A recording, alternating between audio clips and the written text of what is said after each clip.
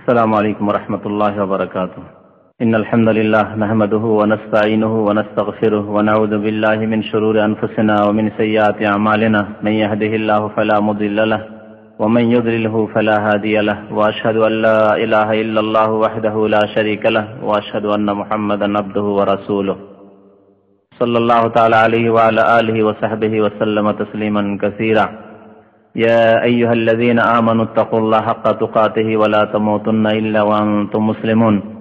يا أيها الناس اتقوا ربكم الذي خلقكم من نفس واحدة وخلق منها زوجها وبث منهما رجالا كثيرا ونساء، واتقوا الله الذي تساءلون به والأرحام إن الله كان عليكم رقيبا.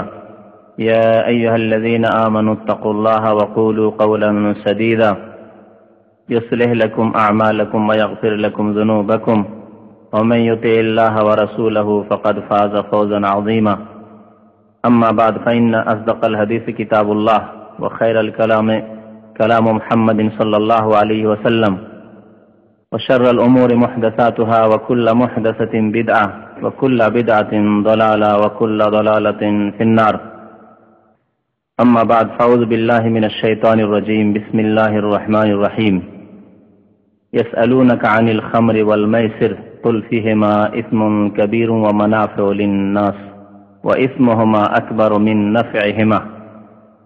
মহান আল্লাহর সমস্ত প্রশংসা, যে আল্লাহ আমাদেরকে সৃষ্টি করেছেন এবং আমাদের জন্য পাক বস্তুগুলিকে হালাল করেছেন। সে আল্লাহরই যাবতীয় প্রশংসা, যিনি খারাপ বস্তুগুলিকে হারাম করেছেন আমাদের উপর। দরুদ ও সালাম নাযিল হোক প্রিয় নবী মুহাম্মদুর রাসূলুল্লাহ সাল্লাল্লাহু আলাইহি সাল্লামের উপর, যিনি হালাল এবং হারাম সুস্পষ্টভাবে আমাদেরকে জানিয়ে দিয়েছেন। আল্লাহুম্মা সাল্লি আলাইহি আল্লাহুম্মা বারিক আলাইহি। আজকের বিষয়বস্তু হচ্ছে মদ সম্পর্কে বা মাদক দ্রব্য সম্পর্কে। এই মাদক দ্রব্য সম্পর্কে কোরআনে কারিমে আল্লাহ কি বলেছেন এবং রাসূলুল্লাহ সাল্লাল্লাহু আলাইহি সাল্লামের হাদিসে কি রয়েছে, এর শাস্তি কি রয়েছে দুনিয়াতে, এর শাস্তি কি রয়েছে পরকালে, এই সম্পর্কে সংক্ষেপে আলোচনা করব ইনশাআল্লাহ। নবী করিম সাল্লাল্লাহু আলাইহি সাল্লামের জামানায় 1400 বছর পূর্বে যখন নবী করিম সাল্লাল্লাহু আলাইহি সাল্লাম নবুয়ত প্রাপ্ত হলেন, রাসূল হয়ে মানুষের কাছে আসলেন, মক্কায় পৌঁছিলেন, হিজরত করে যখন মদিনায় পৌঁছিলেন, ওই সময়কালে ব্যাপক হারে ছড়িয়ে পড়েছিল মানুষ সমাজে এই মাদক দ্রব্যের ব্যবহার, মদ্যপান করা।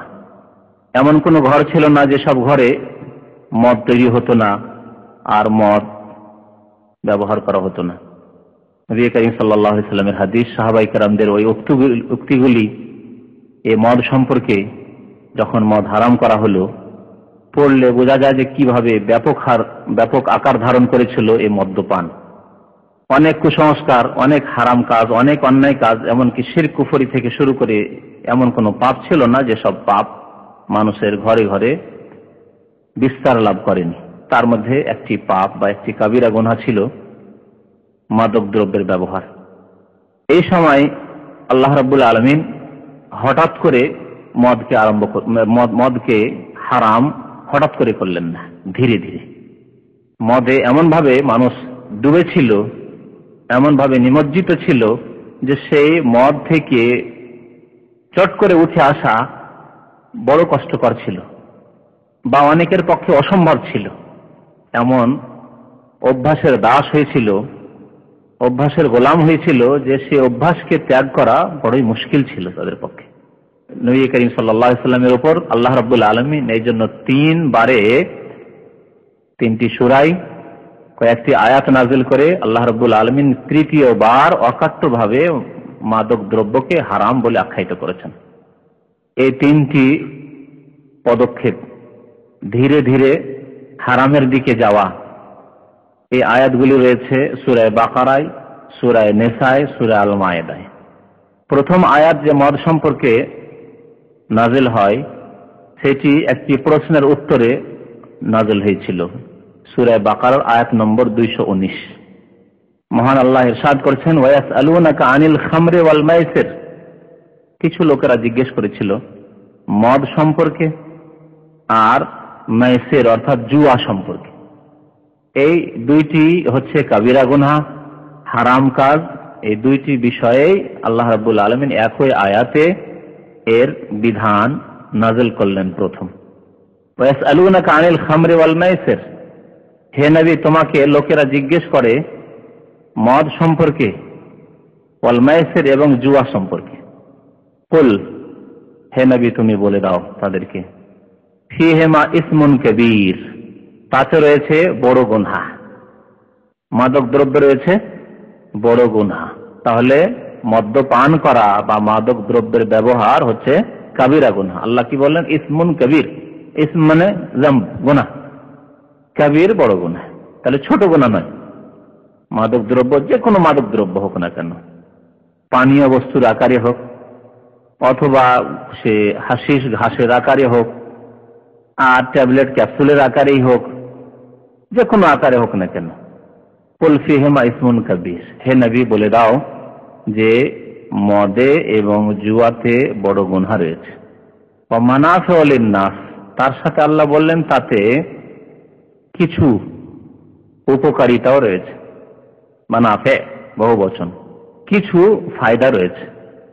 নাফা মানে ফায়দা, উপকার, কিছু উপকার রয়েছে। তাফসীরকারগণ বলেছেন যে মাদক দ্রব্য উপকার কি? আজকাল মেডিকেল সায়েন্সও স্বাস্থ্যগত কোনো উপকার দেখাতে পারছে না, ক্ষতি আর ক্ষতি, সব রকমের ক্ষতি। তাহলে উপকার কি? এজন্য তাফসীরকারগণ বলেছেন উপকার হচ্ছে আর্থিক উপকার, ব্যবসায়ের উপকার। এই মাদক দ্রব্যের ব্যবসা এক বিরাট ব্যবসা।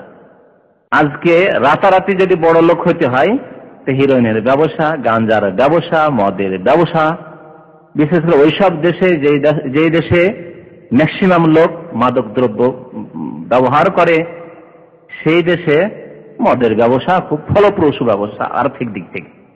অন্য কোনো দোকান দিয়ে কোন রকমের পেটের ভাত হবে, কিন্তু রাতারাতি বড় লোক হওয়ার জন্য মদের ব্যবসা খুব লাভবান ব্যবসা পশ্চিমা দেশে, অমুসলিম দেশগুলিতে আর বেশ কিছু মুসলিম দেশে যারা অনেকেই মদ পান করে। আল্লাহ রাব্বুল আলামিন এই যে ব্যবসায়ের দিক দিয়ে ফায়দা মানে আর্থিক উপকারিতা রয়েছে, কিছু অর্থ তাড়াতাড়ি চলে আসবে, এক বড় ব্যবসা বাণিজ্য। এমনকি সিগারেট আর বিড়ির ব্যবসা দেখেন, তামাকের ব্যবসা, কোটিপতি লোক অনেকে এই বিড়ির কোম্পানি আর সিগারেট কোম্পানি, তামাকের ব্যবসা করে। তাহলে আল্লাহ যে ফায়দার কথা বলেছেন সেটি স্বাস্থ্যগত কোনো ফায়দা নেই, সামাজিক কোনো ফায়দা নেই, ক্ষতি সামাজিক দিক থেকে, পারিবারিক কোনো ফায়দা নেই, ক্ষতি। মানুষের জীবন তো বিভিন্ন ক্ষেত্র নিয়ে তৈরি, ব্যক্তি জীবনে কোনো ফায়দা নেই, না আত্মার না দেহ। মানুষের ব্যক্তি জীবন তৈরি আত্মা এবং দেহ, বডি নিয়ে কোনো ফায়দা নেই। পারিবারিক জীবনে কোনো ফায়দা নেই, বরং কলহ, শত্রুতা, বিদ্বেষ লেগে আছে। বাবা ছেলেদের মাঝে শত্রুতা, ঝগড়া, স্বামী স্ত্রীতে লড়াই ঝগড়া, মারপিট, মদ খেয়ে সে স্ত্রীকে মারধর করে, শান্তি আছে? তাহলে মদখোরের বাড়িতে পারিবারিক দিক থেকে শান্তি নেই, ব্যক্তি জীবনে কোনো শান্তি নেই, না দেহের না আত্মার কোনো শান্তি নেই, সামাজিক দিক থেকে কোনো শান্তি নেই। সমাজে অশান্তি সৃষ্টি করে মদখোরেরা, সমাজের কাছে ঘৃণিত এসব লোকেরা, ফায়দা নেই তাহলে এসব দিক দিয়ে। তাহলে ফায়দা কোন? মানাফিউ লিন-নাস, মানুষের জন্য ফায়দা রয়েছে কোন দিক দিয়ে? ব্যবসা বাণিজ্যের দিক দিয়ে। তবে আল্লাহ বলছেন ফায়দা উপকার কিছু থাকলেও ওয়া ইসমুহুমা আকবারু মিন নাফিহিমা, এরকমই জুয়াতে সব দিক দিয়ে ক্ষতি, কিন্তু ফায়দা রয়েছে কিছু লোকের, যারা জুয়াতে গিয়ে জিতে নিতে পারছে, তাদের আর্থিক ফায়দা রয়েছে, আর্থিক দিক থেকে লাভবান হলো সে। আল্লাহ বলছেন এই জুয়া এবং মদে ওয়া ইসমুহুমা, এই দুইটি পাপের গুনাহ আকবারু মিন নাফিহিমা, তার উপকারিতার চাইতে অনেক বড়। পাপ উপকারিতা চাইতে অনেক বড়। এই আয়াত যখন নাযিল হলো তখন কিছু মুসলমানরা বললেন যে যখন এর গুনাহ বড়, ফায়দা চাইতে, লাভ চাইতে, তাহলে এমন কাজ কেনই বা করব? মানুষের প্রকৃতিতে একরকমের না, 5টি আঙুল যেমন সমান না, সব লোক সমান না। কিছু লোক আছে যে অত অভ্যাসের দাস নাই, কিন্তু অভ্যাস আছে, হয়তো কোন একটা জিনিসের অভ্যাস হয়ে গেছে, কিন্তু অত অভ্যাসের দাস নাই, চট করে সে অভ্যাস ত্যাগ করতে পারে। বা তাদের ইমানেরও পার্থক্য আছে, ইমান এবং আমলের দিক দিয়ে অপর শ্রেণীর মানুষ। তাহলে সেই রকমের লোক যদি অভ্যাসও থাকে, তো অভ্যাসকে কন্ট্রোল করতে তাকে সময় লাগবে না, তারা বলে এমন কাজ কেনই করবো যার পাপ হচ্ছে অনেক বেশি তার ফায়দার তুলনায়, উপকারের তুলনায়, না করবো না, ছেড়ে দাও সব কাজ। মদ পান করে ছেড়ে দিল। আল্লাহ স্পষ্টভাবে বললেন না যে দেখো হারাম, গুনাহ বললেন, বড় গুনাহ বললেন। বড় গুনাহ করবে না, ইশারা ইঙ্গিতে হারামের দিকে ইঙ্গিত করে দেওয়া হয়েছে, কিন্তু স্পষ্টভাবে আল্লাহ বললেন না যে সাবধান, সতর্ক হয়ে যাও, আর এরকম কাজ করবে না। এরকম ভাবে আল্লাহ রাব্বুল আলামিন বললেন নামাজ সম্পর্কে। প্রথম পর্যায়ে আল্লাহ এই আয়াত নাযিল করলেন। অনেক লোক যাদের ঈমান বেশ জোরদার ছিল অথবা যারা অভ্যাসের অত দাস ছিল না, তারা বললো যে না, এরকম কাজ কেন করবো, ছেড়ে দেবো। ছেড়ে দিল তারা। সূরা বাকারার প্রথম আয়াত, এই আয়াত নাযিল হলো 219 নম্বর আয়াত, মানে মদ সম্পর্কে প্রথম আয়াত। দ্বিতীয় পর্যায়ে তারপরে কিছু লোক মদ খেত। একদিন একটা ঘটনা ঘটেছে, এক লোক মদ খেয়ে নামাজ পড়তে চলে এসেছে। নামাজি, সেই যুগে তো বেনামাজি থাকতো না, এখন নয় বেনামাজি। মদ খেয়ে লোক নামাজ পড়বে এরকম পাওয়াই মুশকিল আমাদের সমাজে। মদ খায় আবার নামাজ পড়বে এরকম লোক পাওয়াই মুশকিল। কিন্তু যেহেতু বেনামাজি মুসলমান হইতো না, সাহাবায়ে কেরামদের যুগে, তাবেঈনদের যুগে, তাবা তাবেঈনদের যুগে বেনামাজি মুসলমান হইতো না। মুনাফিক বেনামাজি হতে পারে, কাফের বেনামাজি হতে পারে, মুসলিম বেনামাজি হতে পারে না। তাই মদখোর নামাজ পড়তো, যারা মদ খেত নামাজ পড়তো। তো একটি ঘটনা ঘটে যে কোনো একজন মুসলমান মদ খেয়ে নামাজ পড়তে চলে এসছে, আর আসার পর সূরা পড়ছে আর বলছে কুল ইয়া আইয়ুহাল কাফিরুন আ'বুদু মা তা'বুদুন, হে কাফেররা শুনে রাখো, তোমরা যেসব দেবী দেবতার পূজা করো তার আমিও করি। লাতিকে মাইনাস করে দিয়ে, হ্যাঁ, লা মানে করি না, আল্লাহ কোরআন নাযিল লা আ'বুদু মা তা'বুদুন, কাফেরদের সাথে সম্পর্ক ছেদের ঘোষণা, যে ধর্মীয় ক্ষেত্রে তোমাদের সাথে কোনো সমঝোতা নেই, তোমাদের সাথে কম্প্রোমাইজ নেই, কুফরের সাথে, শিরকের সাথে কোনো সমঝোতা নেই। ধর্মীয় ক্ষেত্রে বাতিল দিনের সাথে কোনো সমঝোতা নেই ইসলামের। বাকি দুনিয়াবী ক্ষেত্রে অবশ্য সমঝোতা রয়েছে। কিন্তু সেই ব্যক্তি নেশাগ্রস্ত অবস্থায় মদ খেয়ে এসে নামাজ শুরু করেছে, কুল ইয়া আইয়ুহাল কাফিরুন আ'বুদু মা তা'বুদুন, তোমরা যে দেবী দেবতার পূজা করো আমিও করি। সাহাবায়ে কেরামরা শুনে তো অবাক হলেন, এ কি হলো, মুসিবত। আয়াত নাযিল হয়ে গেল। তারপরে আয়াত নাযিল, আল্লাহ রাব্বুল আলামিন তো সবকিছু জানছেন। প্রিয় নবী মুহাম্মদ সাল্লাল্লাহু আলাইহি ওয়াসাল্লামের উপর আয়াত নাযিল হয়ে গেল সূরা নিসার আয়াত নম্বর 43, ইয়া আইয়ুহাল্লাযীনা আমানু লা তাকরাবুস সালাতা ওয়া আনতুম সুকারা, হে ঈমানদার মানুষ মুসলিমরা, লা তাকরাবুস সালাহ ওয়া আনতুম সুকারা, নেশা অবস্থায় তোমরা নামাজের নিকটে আসবে না, নেশা অবস্থায় নামাজের কাছে আসবে না। তখন মানুষ দুই ভাগে ভাগ হয়ে গেল। একদল বলল যে আল্লাহ বলছে যে নামাজের যাদের অভ্যাস, মানে এত অভ্যাস ছিল, বদ অভ্যাস ছিল এই মদ পান করা জাহিলিয়াতের যুগ থেকে, যে ইসলাম কবুল করলেও, মুসলমান হলেও এই অভ্যাসকে কন্ট্রোল করা যাচ্ছে না, অভ্যাসের কন্ট্রোলে চলে যায়, অভ্যাসের গোলামিতে চলে যাচ্ছে।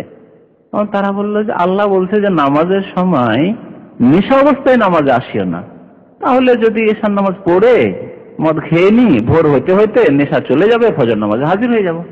তারা ফজরও ছাড়তো না। জি, তাহলে নামাজের কত গুরুত্ব মনে রাখবেন। কারণ আল্লাহ বলছে যে নেশার অবস্থায় নামাজে আসিও না, তাহলে বোঝা যাচ্ছে যে নেশা অন্য সময় করে নেওয়া পাওয়া যায়, ঠিক না?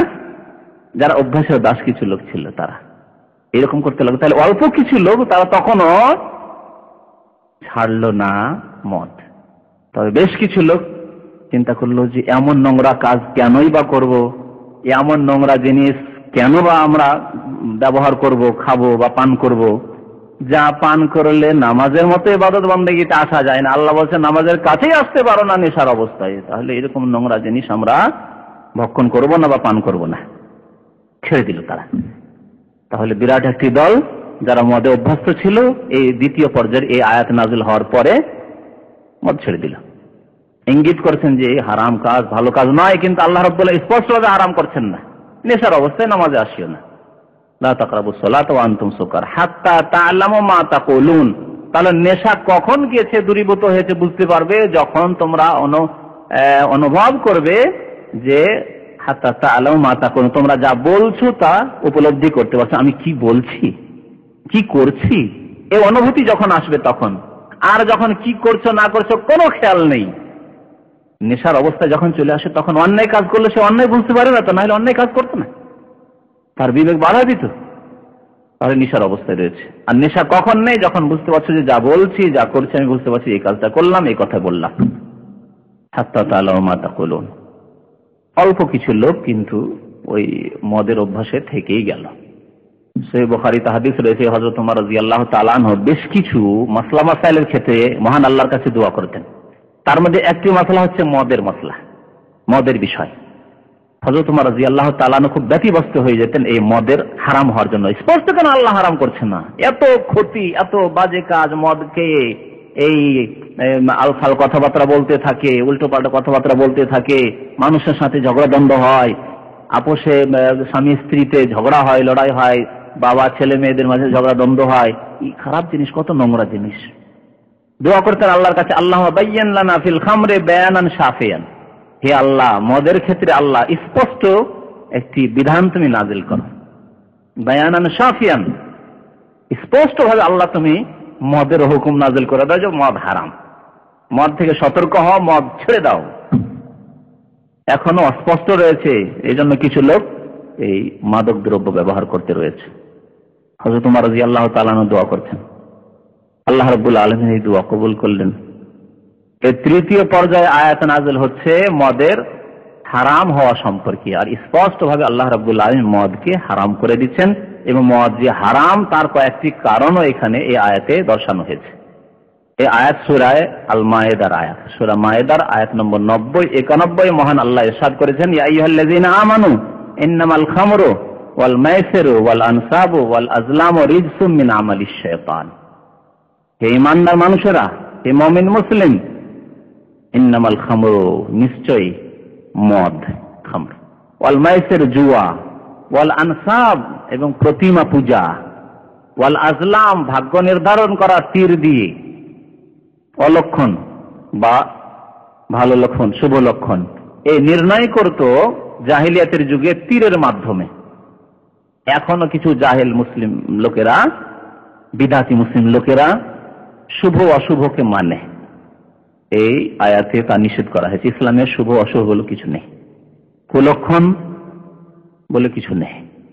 আল্লাহ বলছেন ওয়াল আজলাম, এই তীর দিয়ে তারা ভাগ্য নির্ধারণ করত। রিজসুন, এটি হচ্ছে নাপাক, এই কাজগুলি হচ্ছে নাপাক। তাহলে মদপান করা নাপাক কাজ, জুয়া খেলা নোংরা কাজ, নাপাক কাজ, পুতুল পূজা, প্রতিমা পূজা নাপাক কাজ। যেহেতু শিরক সবচেয়ে বড় নাপাকি, এই জন্য মুশরিককে আল্লাহ নাজাস কোরআনে বলেছেন সূরা তাওবা, ইন্নামাল মুশরিকুনা নাজাস, যারা শিরক করে তারা নাজাস, নাপাক, তাদের অন্তর নাপাক, কুফরি শিরকে ভর্তি, গায়রুল্লাহ ভর্তি, নাপাক। ওয়াল আনসাব, পুতুল, ওয়াল আজলাম, ভাগ্য নির্ধারণ করা তীর দিয়ে তারা করতো কি, তীর রাখা থাকতো তীরের বক্সে, আর সেই তীরগুলি দিয়ে, যে তীরগুলি দিয়ে ভাগ্য নির্ধারণ করতো, সেই তীরে লেখা থাকতো করো বা করো না। যখন কোনো জায়গায় সফর করতে হবে বা বিবাহ শাদী করতে হবে, কোনো জায়গায় ব্যবসা করতে যেতে হবে, তখন ওই তীর বের করতে হবে, যে তীর বের করো, তো লটারির মতো তীর যদি বেরিয়ে আসলে যে করো, তাহলে ব্যবসায় যেত, বিবাহ শাদী করতো, অথবা যে কোনো কাজ করতে হলে করতো। আর যদি এলো লা তাফআল, করিও না এই কাজ, তাহলে করতো না। ব্যবসা যেতে চাইছিল, গেল না, বা সফর করতে চাইছিল, সফর করলো না, বিবাহ করতে চাইছিল, অমুক জায়গায় বিবাহ করলো না, ইত্যাদি কুলক্ষণ। লা তাফআল চলে এসছে, সুতরাং এই কাজ করা যাবে না। এরকম অনেক জাহেল মূর্খরা আমাদের সমাজে আছে, যে বাড়ি থেকে বেরিয়ে গেছেন, রাস্তায় যদি পিছন দিক থেকে ডাক দেয় কুলক্ষণ, এই সফর কিন্তু ভালো হবে না। পিছন দিক থেকে ডাক দেয়, আছে আমাদের সমাজে, আছে। পিছন দিক থেকে ডাক দেওয়া যাবে না। যদি সফরে বেরিয়ে গেছে, তাহলে দৌড়িয়ে গিয়ে সামনে গিয়ে তাকে ধরবে, যে কোনো কিছু ছুটে গেছে অথবা বাড়িতে প্রয়োজন রয়েছে, আপনাকে স্মরণ করেছে। পেছন দিক থেকে ডাক দেবে না, জায়েজ নয়। সকালবেলা ভোরে উঠে চামারের সাথে দেখা হয়ে গেল, বা ডম মেথরের সাথে দেখা হয়ে গেল, বা কুকুরের সাথে দেখা হয়ে গেল, দিন কি ভালো হবে না? ভোরে উঠেই কুকুর দেখা, ভোরে উঠে শোরের উপরে নজর, হ্যাঁ, এগুলি জায়েজ নয় ইসলামে। এগুলো জাহিলিয়াতের যুগের কাজ। ওই যে তীর দিয়ে ভাগ্য নির্ধারণ করা, হ্যাঁ, লক্ষ্মী আর কুলক্ষ্মী মনে করা। ওয়াল আজলাম রিজসুন, আল্লাহ বলছেন এই কাজগুলি হচ্ছে নাপাক। আর কি, মিন আমালিশ শায়তান, শয়তানের কাজ। বিষয়বস্তু আমাদের মদ, তাহলে মাদক দ্রব্য ব্যবহার করা হচ্ছে মিন আমালিশ শায়তান, শয়তানের কাজ। তাহলে কারা মদ খায়? মানুষ, শয়তান যারা। আল্লাহ মিনাল জিন্নাতি ওয়ান নাস বলেছেন, মিন শাররিল ওয়াসওয়াসিল খান্নাস আল্লাযী ওয়াসওয়াসু ফি সুদুরিন নাস মিনাল জিন্নাতি ওয়ান নাস। তাহলে জিনের মধ্যেও শয়তান আছে, আর মানুষের মধ্যেও শয়তান আছে। তো মানুষের মধ্যেকার যারা শয়তান তারা মাদক দ্রব্য ব্যবহার করে, আর জিনদের মধ্যেকার যারা শয়তান তারা এই শয়তানদেরকে প্ররোচিত করে ওই পাপ করার জন্য, মদ খাওয়ার জন্য। মিন আমালিশ শয়তান, তাহলে দুইটি, একটা হচ্ছে নাপাক মদ, দ্বিতীয় হচ্ছে শয়তানের কাজ। ফাজতানিবুহু, আল্লাহ বলছেন সুতরাং তোমরা এই মদ থেকে বা এই হারাম কাজগুলি যে চারটি আল্লাহ বললেন সতর্ক থাকো। ফাজতানিবুহু, সাবধান হয়ে যাও। 3 নম্বর আল্লাহ কি বললেন? সাবধান হতে। তাহলে হারাম কিনা? হারাম, এই জন্য আল্লাহ বললেন ফাজতানিবুহু, বেঁচে থাকো, সতর্ক, সাবধান মদ থেকে। চতুর্থ, আল্লাহ কিভাবে হারাম করছেন? ধীরে ধীরে ক্ষতিকর দিকগুলিকে আল্লাহ তুলে ধরছেন। লাআল্লাকুম তুফলিহুন, তাহলেই মুক্তি পাবে। মদ থেকে বেঁচে থাকো তাহলে মুক্তি পাবে, জুয়া থেকে বেঁচে থাকো তাহলে মুক্তি পাবে। লাআল্লাকুম তুফলিহুন। আরো আল্লাহ বলছেন 91 নম্বর আয়াতে সূরা মায়েদার 5 নম্বর, ইন্নামা ইউরিদু শাইতানু আন ইউকিআ বাইনাকুমুল আদাওয়াতা ওয়াল বাগদাআ ফিল খামরি ওয়াল মাইসির। শয়তান তোমাদের মাঝে আল বাগদা, ইন্নামা ইউরিদু শাইতানু ইউকিআ বাইনাকুমুল আদাওয়া ওয়াল বাগদা, শত্রুতা, আদাওয়া মানে শত্রুতা, আর বাগদা মানে বিদ্বেষ, শত্রুতা এবং বিদ্বেষ সৃষ্টি করতে চাই ফিল খামরি ওয়াল মাইসির, মদ এবং জুয়ার মাধ্যমে। মদ এবং জুয়ার মাধ্যমে যে শত্রুতা আপোষের সৃষ্টি হয়, সামাজিক সম্পর্কের অবনতি ঘটে বা পারিবারিক সম্পর্কের অবনতি ঘটে, বাস্তব সত্য। জুয়া খেলতে খেলতে যখন দেখলো যে হেরে গেলাম, তখন অত্যন্ত শত্রুতায় অন্তর্ভর্তি হয়ে যায় ওই লোকের বিরুদ্ধে যে সবগুলি জিতে টাকা নিয়ে যাচ্ছে, এমনকি মেরেও ফেলে। এখানে ঘটনা ঘটেছে যে জুয়া খেলে সব টাকা একাই পেয়ে গেছে, বলছে ভাগ দাও, ভাগ না দেওয়ার তো মেরেই ফেলেছে, মার্ডার করে ফেলেছে। তাহলে শত্রুতা সৃষ্টি করে জুয়া। জি, পরিবারের লোকদের সাথে শত্রুতা সৃষ্টি হয়। জুয়া খেলায় এমন নেশা হয়েছে, হেরে গেলাম, এরপরে মনে হয় জিততে পারি, এরপরে মনে হয় জিততে পারি, সবকিছু বিক্রি করে, জমি জায়গা বিক্রি করলো, স্ত্রীর গয়নাগাড়ি সব বিক্রি করলো, বাড়িতে যা কিছু ছিল সব বিক্রি করলো, টাকা পয়সা যা ছিল সব শেষ করলো, তারপরে তখন যা আছে এখন চুরি করা শুরু করলো, বাড়ি চুরি করা হইলো, তখন বাইরে চুরি করা শুরু করলো, ওই জুয়া খেলার ছাড়তে পারছে না। এরকম যারা মদখোর লোক তারা ওই রকম, মদ খাওয়া এমন নেশা হয়েছে যে সব কিছু বিক্রি করে সব ধ্বংস করে দিল, পরিবারের সব শেষ, এখন বাইরে চুরি করা শুরু করলো। আজকাল যারা সন্ত্রাসী কাজকর্ম করে অধিকাংশই তারা এই ডাকাতি, ছিনতাইয়ের সাথে জড়িত। এই যে কিডন্যাপ করে নিয়ে যাওয়া, উঠিয়ে নিয়ে গেল, এত লাখ টাকা দিতে হবে, না হলে তোমার ছেলেকে মেরে দেবো, এগুলি কারা করে? এই গাঁজাখড়িগুলি করে, এই হিরোইন ব্যবহার করে যারা, মাদক দ্রব্য যারা ব্যবহার করে, তারা প্রচুর টাকার প্রয়োজন, কোথা থেকে এই প্রয়োজন মিটাবে? সন্ত্রাসী কাজ শুরু করে, আপোষে শত্রুতা সৃষ্টি হয়। শয়তান এইভাবে আপোষে, পরিবারে, সমাজে শত্রুতা সৃষ্টি করে। ইন্নামা ইউরিদু শাইতানু ইউকিআ বাইনাকুমুল আদাওয়া ওয়াল বাগদা ফিল খামরি ওয়াল মাইসির, মদ এবং জুয়ার মাধ্যমে শত্রুতা এবং বিদ্বেষ সৃষ্টি করে শয়তান। ওয়া ইয়াসুদ্দাকুম আন যিকরিল্লাহ, আল্লাহর স্মরণ থেকে তোমাদেরকে বাধা দান করে। যারা মদ খায় আল্লাহকে স্মরণ করে না, অধিকাংশই মদখোর। বরং সবাই বললেই চলে, মদখোর ব্যক্তি আল্লাহকে স্মরণ করে না, নামাজের পাবন্দি করে না, ধার্মিক নয়, আল্লাহকে ভয় করে না, আল্লাহকে স্মরণ করে না, আল্লাহর স্মরণ থেকে গাফিল। যারা জুয়া খেলে, জুয়া খেলার কারণে আল্লাহর জিকির আজকার বলে যায়, নামাজ বলে যায়, ইবাদত বন্দেগী বলে যায়, রোজা বলে যায়, হজ বলে যায়, যাকাত বলে যায়, লেগে আছে শুধু জুয়া খেলায়। ইয়াসুদ্দাকুম আন যিকরিল্লাহ ওয়া আনিস সালাতে, এমনকি নামাজ থেকেও বিরত রাখে মদ খাওয়া এবং জুয়া খেলা। নামাজ থেকে, আল্লাহর জিকির থেকে এবং নামাজ থেকে বিরত রাখে।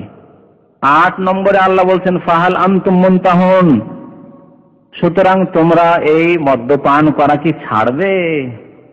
আল্লাহ জিজ্ঞেস করছেন বান্দাদেরকে, ফাহাল আনতুম মুনতাহুন, তোমরা মদ খাওয়া ছাড়বে? আয়াত নাযিল করলাম যে বড় গুনাহ রয়েছে, কিছু ফায়দা থাকলো, বড় গুনাহ রয়েছে, কিছু লোক ছাড়লো না।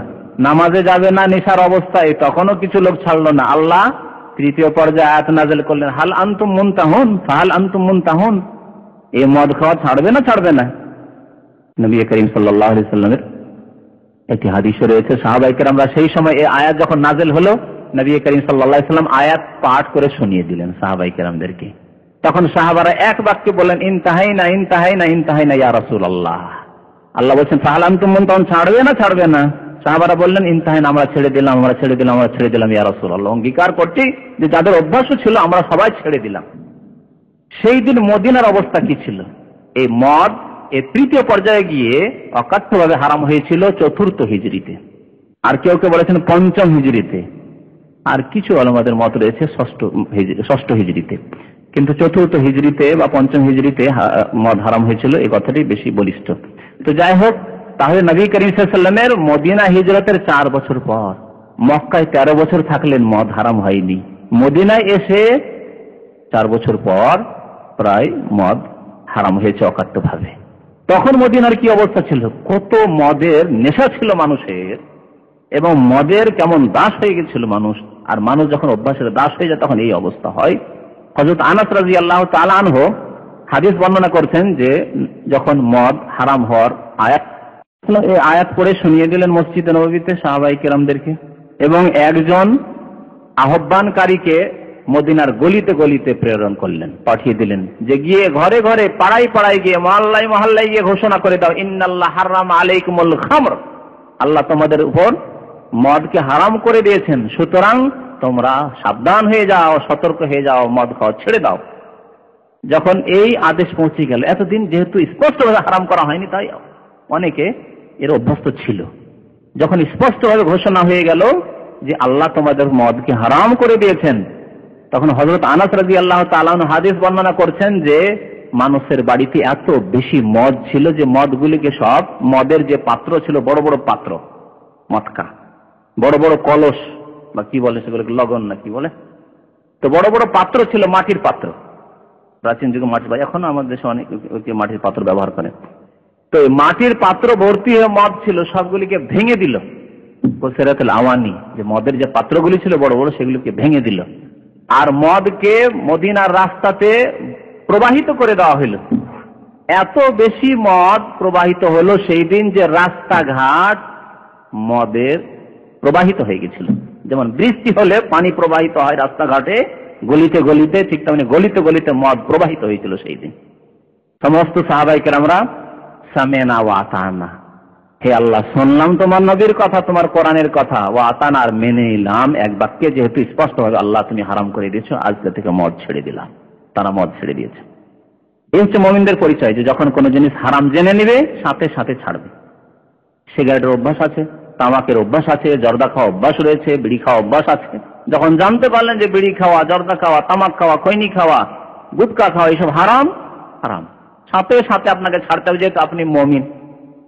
ওই যুগে না যে আপনি কাফের মুশরিক ছিলেন, সেই জন্য আপনার জন্য বিভিন্ন পর্যায়ে অবলম্বন করার দরকার, ধীরে ধীরে হারাম হবে না, হারাম হয়ে গেছে, আপনি মুসলিমের ছেলে, জন্মগত মুসলিম, সুতরাং আপনাকে আজকেই ছাড়তে হবে। যখন জানতে পারলেন যে মাদক দ্রব্য বা তামাক জাতীয় সমস্ত বস্তু হারাম, অভ্যাস থাকলে ছেড়ে দিতে হবে।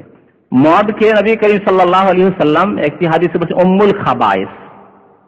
মানে শেকড়, মানে মা হয়, আর মাই হচ্ছে আসল শেকড়, গাছের শেকড়কে বলা হয়। উম্মুল কোরা, সারা পৃথিবীর বলা হয়েছে মক্কাকে। ওই রকমই যত গোনা রয়েছে পৃথিবীতে, পাপ, পাপের মা বা পাপের মূল, পাপের শেকড় হচ্ছে মদ। আল খামরু উম্মুল খাবায়েস। নবী করিম সাল্লাল্লাহু আলাইহি ওয়াসাল্লাম আব্দুল্লাহ বিন আমর বিন আস রাদিয়াল্লাহু তাআলা হাদিস বর্ণনা করেছেন যে আল খামরু, শরাব বা মদ হচ্ছে উম্মুল খাবায়েস, সমস্ত গুনার মূল।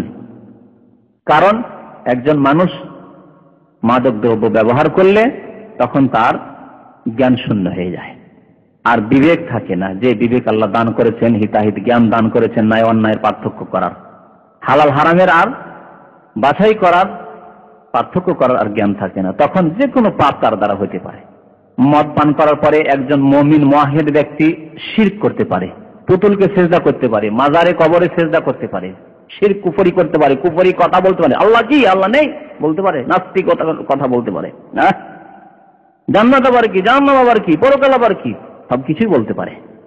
শিরক কুফরি যখন করতে পারে তাহলে খুন করতে পারে, জিনা ব্যভিচার করতে পারে, বরং অহরহ এই হয়, মদ পান করে অহরহ জিনা ব্যভিচার খুন এগুলি অহরহ হয়।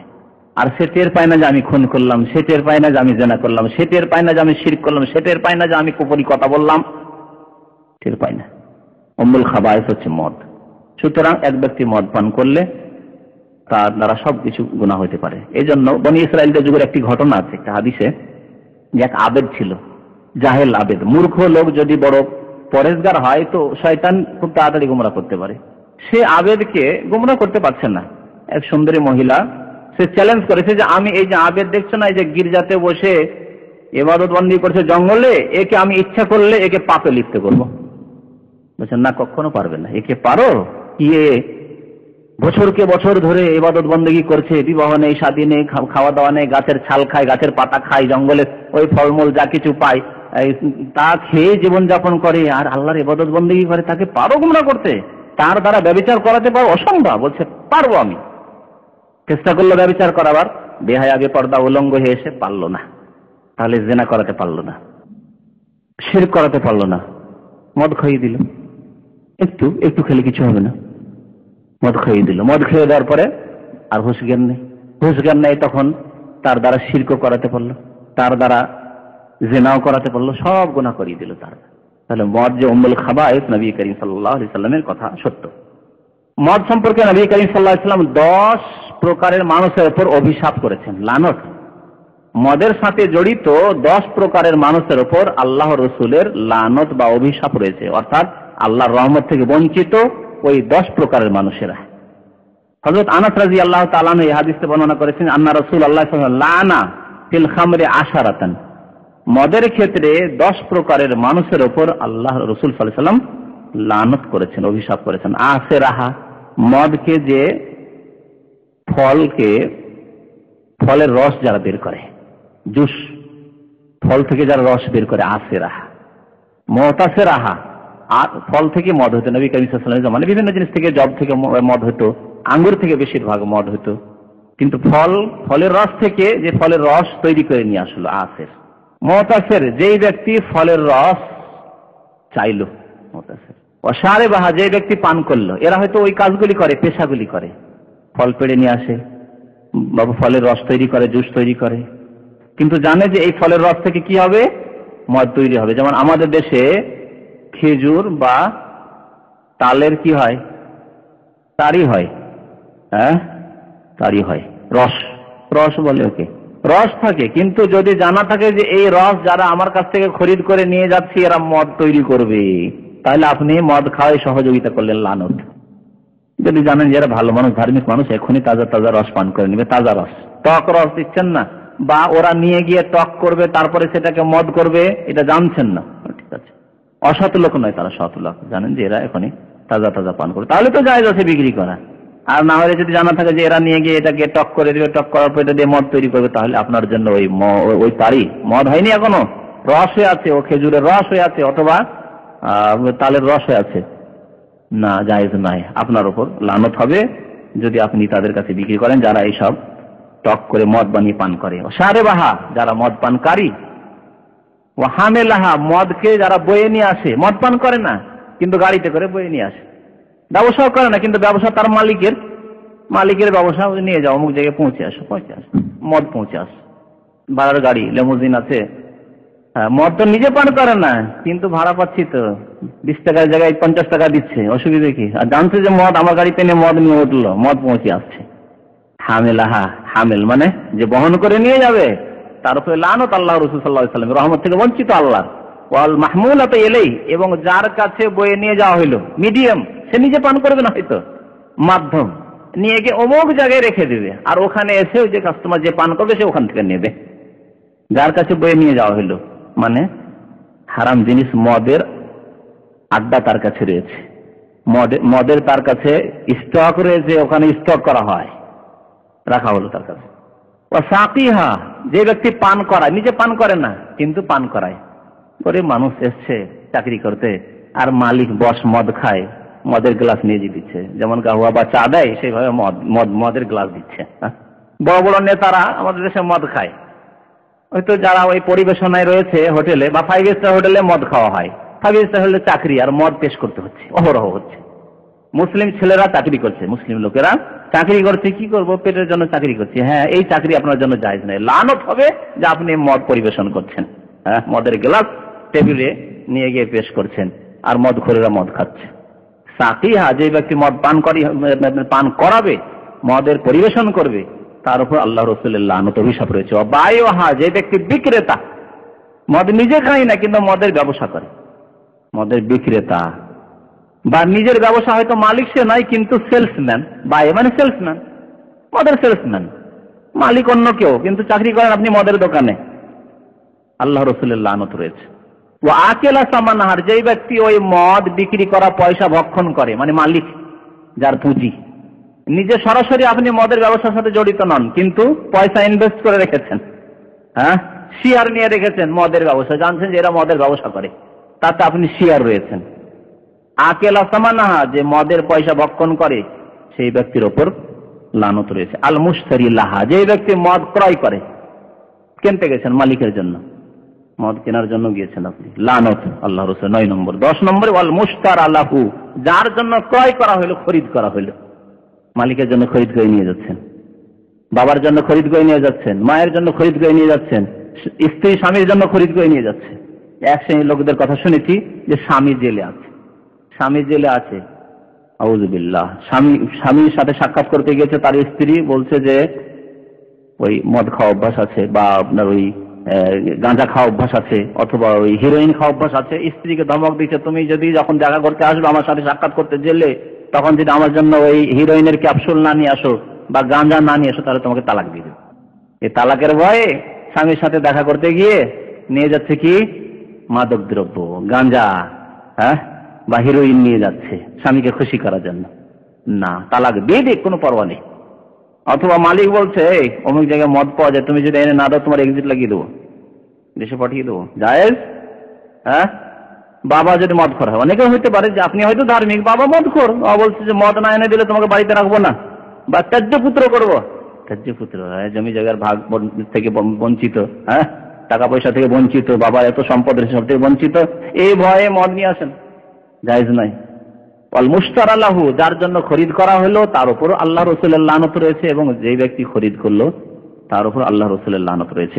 নবী করিম সাল্লাল্লাহু আলাইহি ওয়াসাল্লাম আরেকটি হাদিসে, বুখারী মুসলিমের হাদিসে বলেছেন, এই হাদিসটি ইবনে মাজাহ তিরমিজিতে রয়েছে, যে 10 প্রকারের মানুষ যারা মদের সাথে জড়িত, মদ হয়তো সে খায় না কিন্তু মদের সাথে জড়িত, তাদের উপর লানত, অভিশাপ রয়েছে আল্লাহ রাসূল সাল্লাল্লাহু আলাইহি সাল্লামের। লানতের মানে আল্লাহর রহমত থেকে বঞ্চিত, দুনিয়াতে আল্লাহর রহমত থেকে বঞ্চিত, পরকালে আল্লাহর রহমত থেকে বঞ্চিত, যদি বিনা তওবায় মারা যায়, বিনা তওবায় যদি মদের অবস্থায় মারা যায়, মদ খেতে খেতে মারা যায়, মানে খাওয়ার অবস্থায় নাই, মদ খাওয়ার অভ্যাস ছিল আর তওবা করলো না, সেই অবস্থায় মারা গেল, তাহলে আল্লাহ রাব্বুল আলামিনের রহমত থেকে বঞ্চিত হবে। নবী করিম সাল্লাল্লাহু আলাইহি ওয়াসাল্লাম বুখারী মুসলিমের আরেকটি হাদিসে বলেছেন, লা ইয়াজনি যানি হিনা ইয়াজনি ওয়া হুয়া মুমিন, জেনাকারী যখন জেনা করে, ব্যভিচার করে, তখন মুমিন থাকে না, ঈমান থাকে না। ওয়ালা ইয়াসরিকু সারিকু হিনা ইয়াসরিকু ওয়া হুয়া মুমিন, আর চোর যখন চুরি করে মুমিন থাকে না। কারো পকেটে হাত দিয়ে পকেট মারছেন, চুরি করছেন, হ্যাঁ, কারো পড়ে গেল, মানি ব্যাগ পড়ে গেল, উঠিয়ে রেখে দিলেন, বললেন না, তখন আপনার ঈমান থাকে না। চুরি করা অবস্থায় ঈমান থাকে না, ঈমান বেরিয়ে যায়, এই পাপের অবস্থায় ঈমান থাকে না। আরেকটা হাদিসে রয়েছে যে ঈমান উপরে চলে যায় ছাতার মতো হয়ে, উপরে চলে যায় আকাশের দিকে। যখন পাপ ছাড়ে তখন আবার ঈমান কোন রকম দুর্বল হয়ে ফিরে আসে। দুর্বল ঈমান এই লোকের, ফাসেক লোকের, পাপিষ্ট লোকের, যদিও সে মুসলিম হোক না কেন, যদিও সে নামাজি হোক না কেন, দুর্বল ঈমান তার। আর ওই অবস্থায়, পাপের অবস্থায় ঈমান থাকেই না, ঈমান উপরে চলে যায়। ফাকানা ফাওকা রাসিকা যুল্লাতে, ছাতার মতো হয়ে উপরে সে ঈমান অবস্থান করে, তার মধ্যে থাকে না। আরো নবী করিম সাল্লাল্লাহু আলাইহি ওয়াসাল্লাম বলেছেন, ওয়ালা ইয়াশরাবুল খামরা হিনা ইয়াশরাবুহা ওয়া হুয়া মুমিন, যখন মদ পান করে কোন ব্যক্তি, তখন সেই ব্যক্তি মুমিন থাকে না, তার মধ্যে ঈমান থাকে না। মাদক দ্রব্য ব্যবহার করলে সেই সময় ঈমান থাকে না। তওবা করলে আল্লাহ রাব্বুল আলামিন গুনাহ মাফ করবেন, আর যদি কেউ তওবা না করে তাহলে আল্লাহ শাস্তি দেবেন। কি শাস্তি রয়েছে?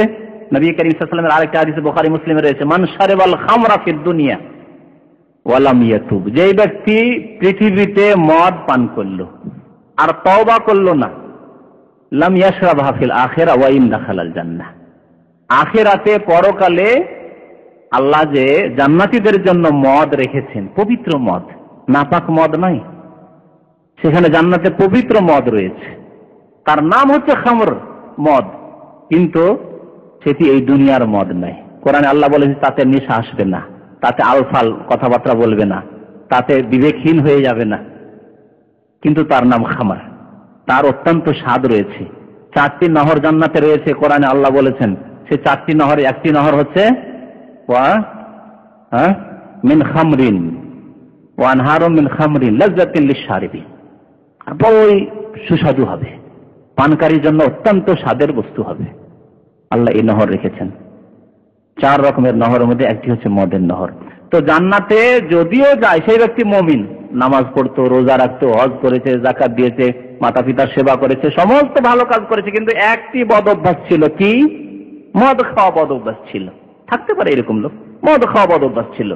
নবী সাল্লাল্লাহু আলাইহি ওয়াসাল্লাম বলছেন, মান শারিবাল খামরা ফিদ দুনিয়া, পৃথিবীতে যদি মদ পান করে থাকে, লাম ইয়াশরাবা ফিল আখিরা, পরকালে আল্লাহ মদ দেবেন না, জান্নাতের মদ দেবেন না, পবিত্র মদ। ওয়া ইন দাখালাল জান্নাত, যদিও সে জান্নাতে যায়, তার নেক আমলের কারণে, যেহেতু নেকি এবং গুনাহ তো মাপা হবে আল্লাহর দাঁড়ি পাল্লাই, তখন নেকি তার বেশি হয়ে গেল, যেহেতু নেকি অনেক রয়েছে। অথবা মুমিন, তার গুনাহ বেশি থাকলেও এত বেশি নয় যে চিরকাল, বা কুফরি নেই যে চিরকাল সে জাহান্নামে থাকবে, হয়তো জাহান্নাম থেকে অনেক দিন পরে আল্লাহ জান্নাত দিলেন, কিন্তু ওই যে মদের অবস্থায় মারা গেছে বিনা তওবায়, তওবা করে মরেনি, অন্তর থেকে তওবা করে মদ ছেড়ে মরেনি, মানে মদের অভ্যাস ছিল, ওই অবস্থাতেই মারা গেছে, তাহলে জান্নাতে কোনোদিন গেলেও জান্নাতের মদ থেকে বঞ্চিত থাকবে। লাম ইয়াশরাবা ফিল আখিরা। সময় শেষ হতে যাচ্ছে। এখন মদ পান করলে দুনিয়াতে শাস্তি কি, পৃথিবীর শাস্তি কি, ইসলামের দণ্ডবিধান, এ সম্পর্কে উলামাদের ঐক্যমত রয়েছে যে মদ্যপানকারীর শাস্তি রয়েছে, কিন্তু শাস্তির পরিমাণ কত এ সম্পর্কে দুটি মত রয়েছে। একটি মত হচ্ছে ইমাম আবু হানিফা রাহমাতুল্লাহ এবং ইমাম মালিকের, যে তারা বলছেন যে মদ্যপানকারীর শাস্তি হচ্ছে যে 80 কোড়া তাকে বেত্রাঘাত করতে হবে, 80 কোড়া লাগাতে হবে। তাদের দলিল হচ্ছে যে হযরত ওমর রাদিয়াল্লাহু তাআলা আনহু তার খেলাফতের কালে পরামর্শ করলেন যে মদ্যপানকারীকে কি শাস্তি করা যেতে পারে। তখন হযরত আলী অনেকে পরামর্শ দিলেন, তিনি পরামর্শ চাইলেন সাহাবায়ে কেরামদের কাছে। হযরত আলী রাদিয়াল্লাহু তাআলা চতুর্থ খলিফা, তখন খলিফা হন হযরত ওমরের যুগে, তিনি পরামর্শ দিলেন যে একজন মদ্যপানকারী যখন মদ্যপান করে তখন আলফাল কথাবার্তা বলে, কথা যে কি বলে তার খেয়াল থাকে না, এইরকম আলফাল কথাবার্তা বলতে গিয়ে অনেক সময় মিথ্যা কথা বলে, অনেক সময় মিথ্যা অপবাদ অন্যের ওপর দিয়ে দিতে পারে। একজন ভালো মানুষকে খারাপ বলতে পারে, একজন সৎ মানুষকে বলতে পারে যে সে লম্পট, সে ব্যভিচারকারী বলতে পারে একজন নারী পুরুষকে। সুতরাং মিথ্যা অপবাদের সম্ভাবনা রয়েছে এই মদ্যপানকারীর পক্ষ থেকে। সুতরাং মিথ্যা অপবাদের শাস্তি যেমন হচ্ছে, আল্লাহ কোরআনে কি বলেছে সূরা নূরে, তামানিনা জালদা, 80 কোড়া লাগাতে হবে, সেই শাস্তি প্রযোজ্য মদ্যপানকারীর ক্ষেত্রে। পরামর্শ দেন হযরত আলী রাদিয়াল্লাহু তাআলা। হযরত ওমর খুব পছন্দ করেন কথাটি, সাহাবায়ে কেরাম সবাই চুপ থাকলেন। আব্দুর রহমান বিন আওফ বললেন না, ঠিক আছে। সাহাবায়ে কেরামদের ইজমা, ঐক্যমতের ভিত্তিতে সেই দিন থেকে হযরত ওমর রাদিয়াল্লাহু তাআলা আনহুর কাছে কোন যদি এইরকম কেস আসতো যে কেউ মদ্যপান করেছে এবং তার প্রমাণ বা স্বীকারোক্তির মাধ্যমে তার প্রমাণ হয়ে গেছে, সাক্ষী, 2 সাক্ষী অথবা স্বীকারোক্তির মাধ্যমে, তাহলে তাকে 80 কোড়া লাগাতেন, 80টি বেত্রাঘাত করতেন। পক্ষান্তরে ইমাম শাফি রাহমাতুল্লাহ আলাইহির মত এবং ইমাম আহমদ রাহমাতুল্লাহ আলাইহির দুটি মত রয়েছে, একটিতে 80 আর একটি হচ্ছে 40।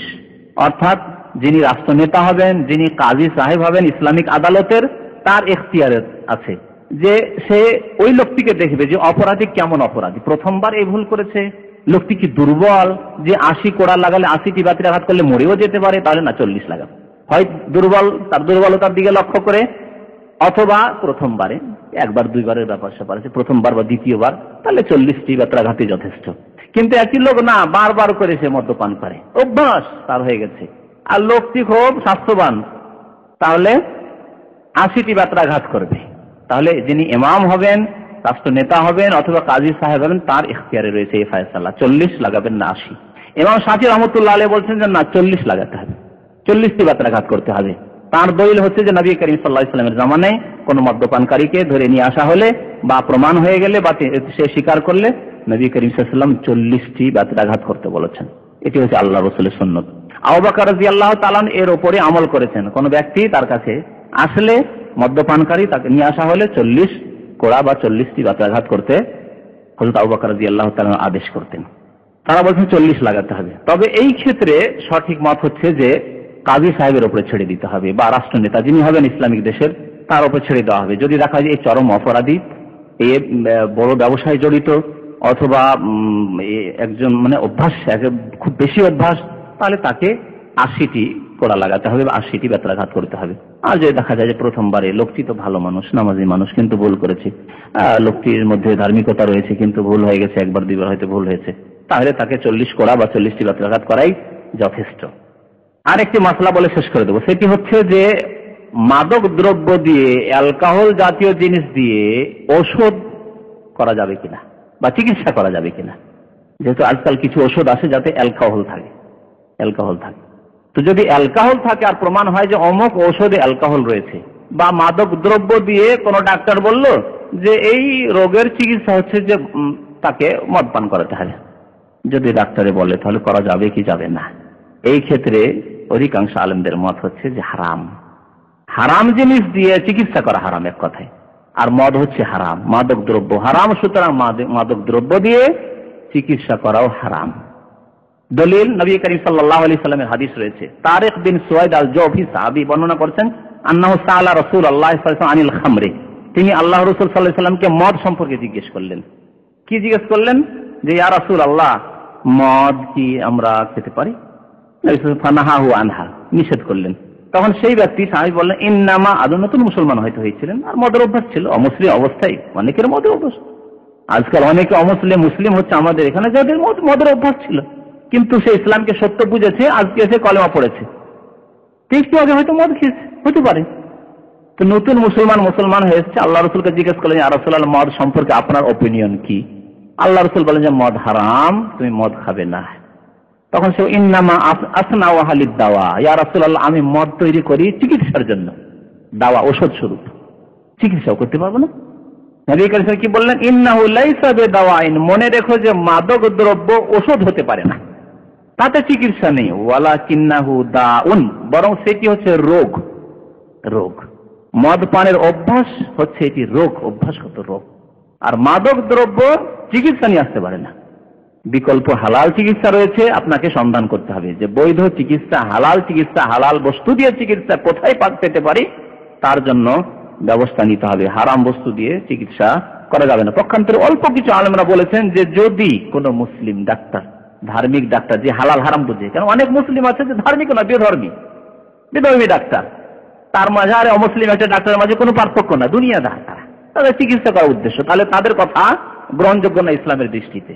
অমুসলিমের কথা তো নেওয়াই যাবে না, যেহেতু তার কাছে হালাল হারাম বলে কিছু নেই, মদ পানির মতো তার কাছে। কিন্তু মুসলিম ধার্মিক ডাক্তার যদি বলে যে এই যে একটি নতুন রোগ বা এই লোকের রোগ, এর চিকিৎসা হালাল আমার জানা নেই বা আমাদের জানা নেই, বৈধ চিকিৎসা নেই, এর চিকিৎসা হচ্ছে মাদক দ্রব্য, তখন কিছু আলেমরা বলেছেন এই ক্ষেত্রে জায়েজ রয়েছে। কিন্তু এই ক্ষেত্রে সঠিক হচ্ছে যে না, সেই ক্ষেত্রেও ধৈর্য ধারণ করতে হবে এবং সন্ধান চালাতে হবে যে হালাল বস্তু দিয়ে চিকিৎসা হতে পারে কিনা, হারাম বস্তু দিয়ে চিকিৎসা করা জায়েজ না। এই ক্ষেত্রে হযরত আবু দারদা রাদিয়াল্লাহু তাআলা আনহু থেকে একটি হাদিস বর্ণিত রয়েছে, আন্নান নবী সাল্লাল্লাহু আলাইহি ওয়াসাল্লাম قال, আল্লাহ রাসূল বললেন, ইন্নাল্লাহ আনজালা আদ-দাআ ওয়াদ-দাওয়া, আল্লাহ আকাশ থেকে রোগও নাজিল করেন আর তার ওষুধও নাজিল করেন, চিকিৎসাও নাজিল করেন। দা ওয়াদ-দাওয়া, দা বলে রোগকে আর দাওয়া বলে ওষুধ। আল্লাহ রোগও নাজিল করেন, রোগ আল্লাহর পক্ষ থেকে, এবং রোগের আরোগ্যতা বা চিকিৎসা ঔষধও আল্লাহ নাজিল করেছেন। পৃথিবীতে আছে, ঘাসে রয়েছে, গাছের শেকড়ে রয়েছে, না অন্য কোথাও রয়েছে, কেউ তৈরি করেছে, আছে। পৃথিবীতে প্রত্যেক রোগের ওষুধ রয়েছে। আরেকটি হাদিসে নবী সাল্লাল্লাহু আলাইহি ওয়াসাল্লাম বলেছেন, লিকুল্লি দাইন দাওয়াউন, প্রত্যেক রোগের চিকিৎসা রয়েছে। তবে না জানা থাকতে পারে মানুষের, কিন্তু চিকিৎসা রয়েছে। এর চিকিৎসা রয়েছে, মানুষ জানে না, হয়তো যে কোনো মহামারী তার চিকিৎসা রয়েছে, হয়তো জানে না মানুষ। তাই নবী সাল্লাল্লাহু আলাইহি ওয়াসাল্লাম বলছেন যে ইন্নাল্লাহ আনজালা আদ-দাআ ওয়াদ-দাওয়া, আল্লাহ রোগও নাজিল করেছেন এবং ওষুধও নাজিল করেছেন। ফাজাআলা লিকুল্লি দাইন দাওয়াআন, এবং প্রত্যেক রোগের আল্লাহ দাওয়া ওষুধও তৈরি করেছেন। ফাতাদাউ, সুতরাং তোমরা চিকিৎসা করো। ইসলামে চিকিৎসা করার আদেশ রয়েছে। রোগ হয়েছে চিকিৎসা করুন, বসে থাকিয়েন না, রোগকে ঘরে পুষিয়েন না, দেহের রোগকে পুষিয়েন না, বরং রোগের চিকিৎসা করুন। ফাদাদাউ, তোমরা চিকিৎসা করো। ওয়ালা তাদাউ বিহারাম, হারাম দিয়ে চিকিৎসা করবে না, স্পষ্ট, হারাম দিয়ে চিকিৎসা করবে না। হাদিসটি আবু দাউদে রয়েছে। আর আগের হাদিসটি যেটি বললাম যে ওই তারিক রাদিয়াল্লাহু তাআলা জিজ্ঞেস করেছিলেন যে মদ দিয়ে চিকিৎসা করব, হাদিসটি মুসলিম শরীফে রয়েছে, তিরমিজিতে রয়েছে, আবু দাউদে রয়েছে। সুতরাং এসব সহি হাদিস দ্বারা প্রমাণিত হলো যে হারাম বস্তু দিয়ে, মাদক দ্রব্য দিয়ে চিকিৎসা করা, অ্যালকোহলিক ওষুধ দিয়ে, মেডিসিন দিয়ে চিকিৎসা করা জায়েজ নয়। আল্লাহ রাব্বুল আলামিন আমাদেরকে সত্য কথা জানার এবং তার প্রতি আমল করার তৌফিক দান করেন। আল্লাহ আমাদেরকে হালাল রিজিক ভক্ষণ করার তৌফিক দান করেন, আমাদেরকে হারাম থেকে বেঁচে থাকার তৌফিক দান করেন। হারাম ব্যবসা বাণিজ্য হারাম চাকরি বাকরি, হারাম কাজকর্ম থেকে আল্লাহ বেঁচে থাকার তৌফিক যেন দান করেন। আমিন। ওয়া সাল্লাল্লাহু আলা নবিয়িনা মুহাম্মদ ওয়া আলা আলিহি ওয়া সাহবিহি আজমাইন।